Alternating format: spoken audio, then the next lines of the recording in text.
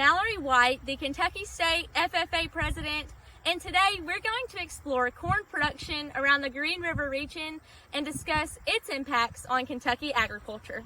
So, let's get corny! Kentucky's family corn farmers are producing twice as much corn as they did in the early 1900s, on 2/3 less land. Between 40 and 50% of the Kentucky corn crop is fed to livestock.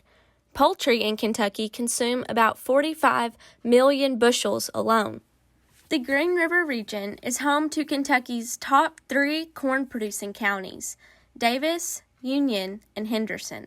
Today I'm here with Mr. John Will Oyster, a former Union County FFA member and third-generation Western Kentucky corn producer, operating his family farm in Henderson, Union, and Webster counties.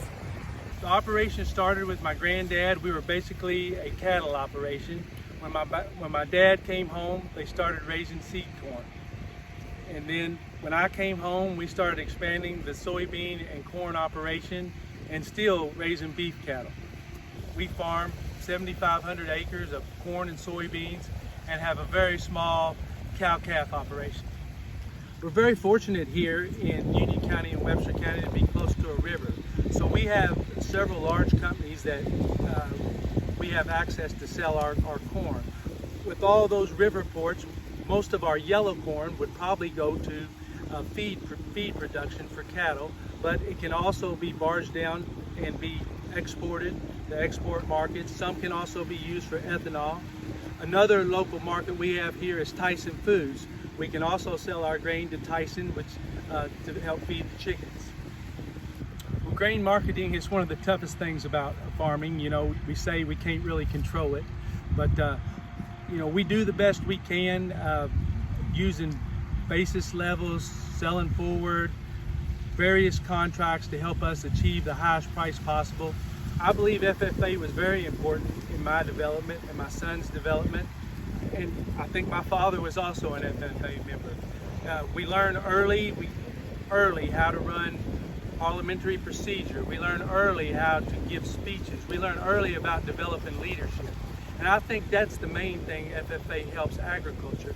It develops future leaders in every industry, all the way from engineers making equipment to our government making policy.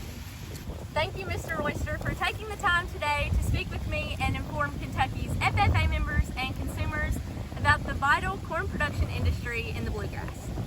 I'm here with Mr. Eddie Melton, a 5th-generation corn producer in Webster County, Kentucky, and the first vice president of the Kentucky Farm Bureau Federation.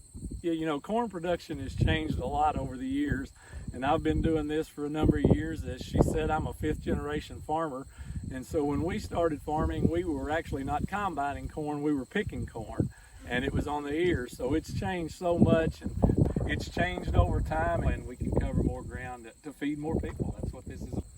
Corn production in Kentucky, it averages between 250 and 300 million bushels per year.